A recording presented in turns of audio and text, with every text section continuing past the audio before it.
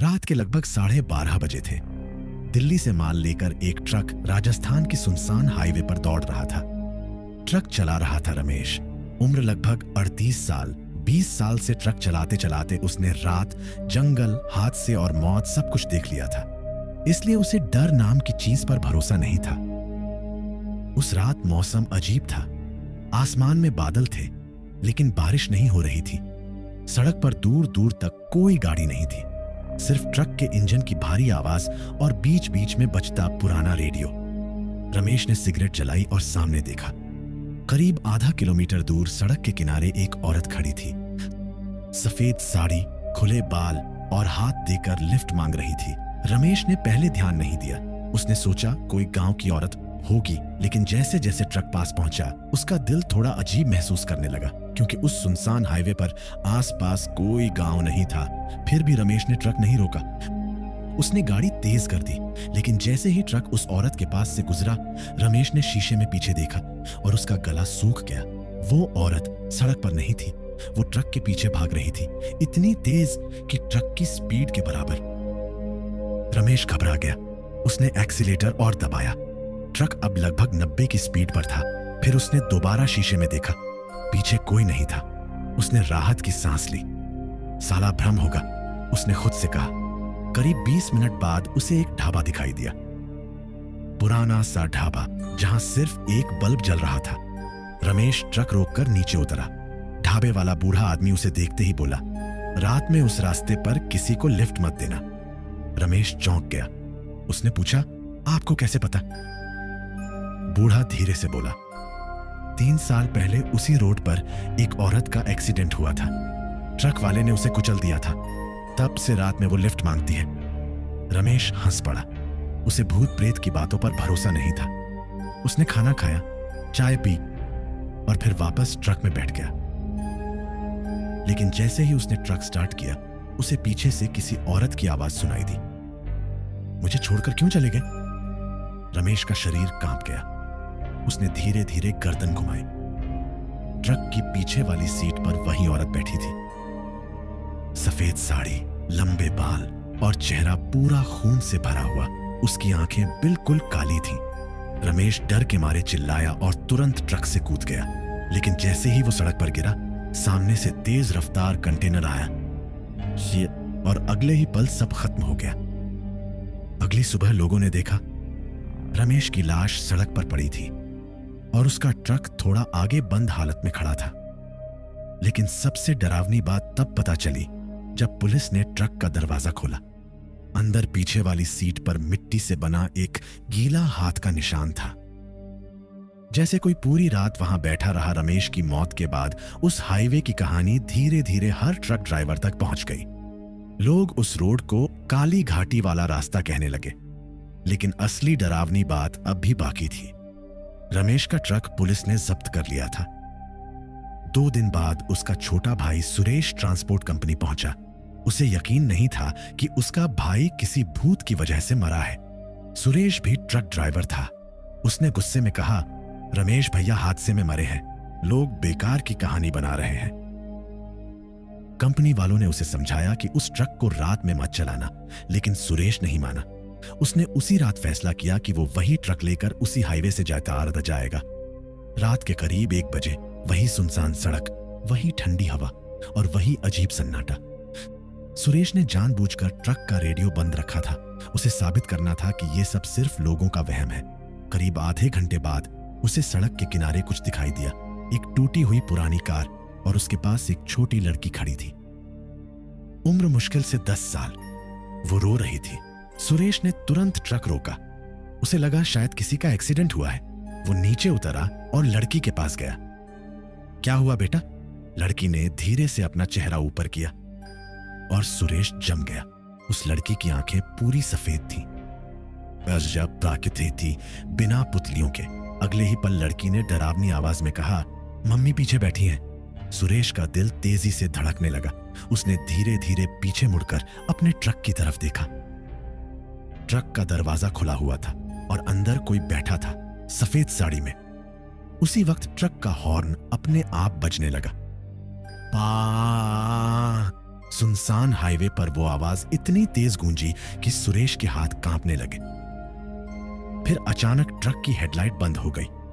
पूरा रास्ता अंधेरे में डूब गया और उस अंधेरे में सुरेश ने साफ देखा वो औरत ट्रक से उतर रही थी, धीरे धीरे, टेढ़े पैरों से, और उसके चेहरे पर इंसानों जैसी मुस्कान नहीं थी, कुछ और ही था, कुछ ऐसा जिसे देखकर सुरेश वहीं बेहोश हो गया। अगली सुबह पुलिस को सुरेश सड़क किनारे बेहोश मिला, लेकिन सबसे अजीब बात यह थी, उस ट्रक के अंदर पीछे वाली सीट पर इस बार 2 गीले हाथों के निशान थे। सुरेश को होश आया तो वो अस्पताल में था। उसके हाथ कांप रहे थे, आंखें डरी हुई थीं और वो बार बार सिर्फ एक ही बात बोल रहा था, वो इंसान नहीं थी। डॉक्टरों ने कहा कि शायद हादसे के डर की वजह से उसका दिमाग हिल गया है, लेकिन सुरेश जानता था उसने क्या देखा था। 3 दिन बाद उसने ट्रांसपोर्ट कंपनी की नौकरी छोड़ दी। उसने कसम खा ली कि अब वो कभी रात में ट्रक नहीं चलाएगा, लेकिन डर उसका पीछा छोड़ने वाला नहीं था। उस रात के बाद से हर रात ठीक 1:17 बजे उसके फोन पर एक कॉल आने लगी। नंबर हमेशा अननोन होता। जैसे ही वो कॉल उठाता, कुछ सेकंड तक सिर्फ ट्रक के इंजन की आवाज सुनाई देती, फिर एक औरत की धीमी आवाज, मुझे घर छोड़ दो। पहले दिन सुरेश ने फोन काट दिया, दूसरे दिन भी, लेकिन तीसरी रात उस आवाज के एक बच्चे के रोने की आवाज भी आने लगी। सुरेश का डर अब पागलपन में बदलने लगा था। उसने नंबर बदल दिया, लेकिन अगले ही दिन वही कॉल फिर आने लगी। अब की बार आवाज और साफ थी, तुमने हमें सड़क पर छोड़ दिया। सुरेश Suresh ने डर के मारे फोन बंद कर दिया, लेकिन उसी रात उसके घर के बाहर ट्रक का हॉर्न बजा।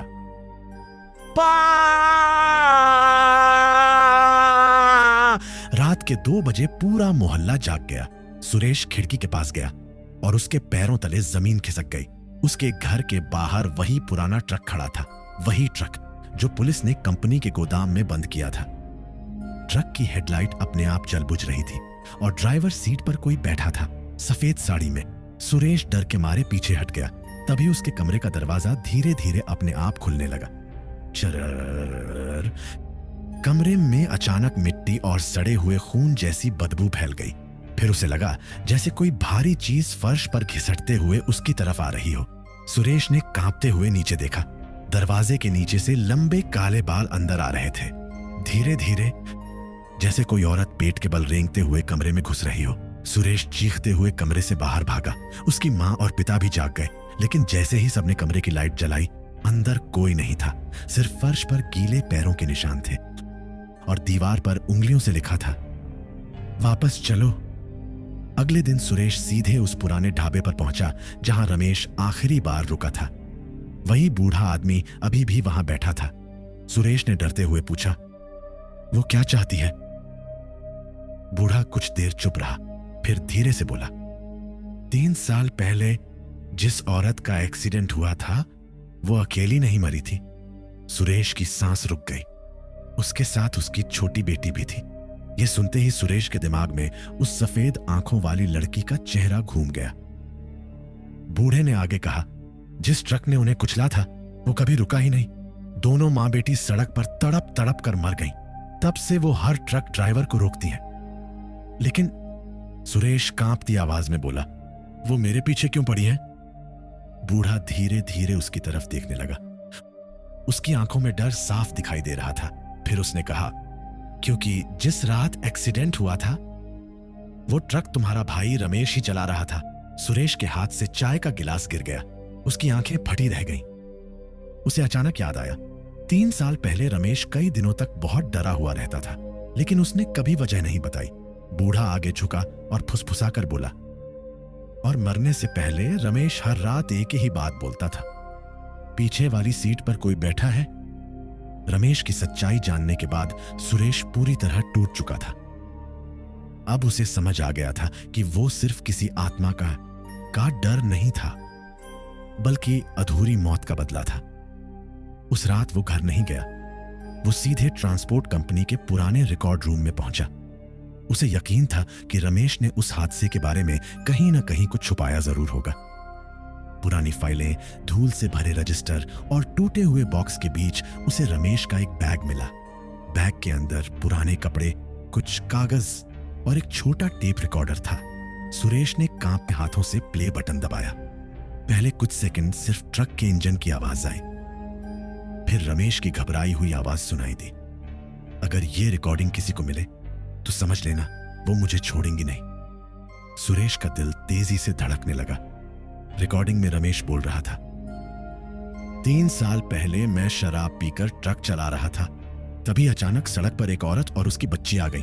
मैंने ब्रेक मारा लेकिन देर हो चुकी थी।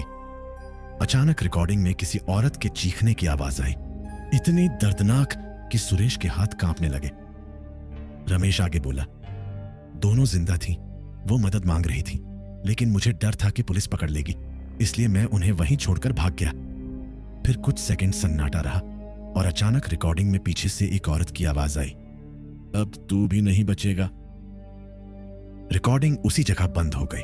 सुरेश के माथे पर पसीना आ गया। तभी रिकॉर्ड रूम की लाइट अपने आप बंद हो गई।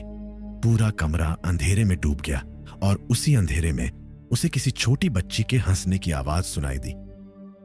धीरे धीरे बहुत पास से सुरेश ने कांपते हुए मोबाइल की फ्लैशलाइट ऑन की और जैसे ही उसने सामने रोशनी डाली, उसकी चीख निकल गई।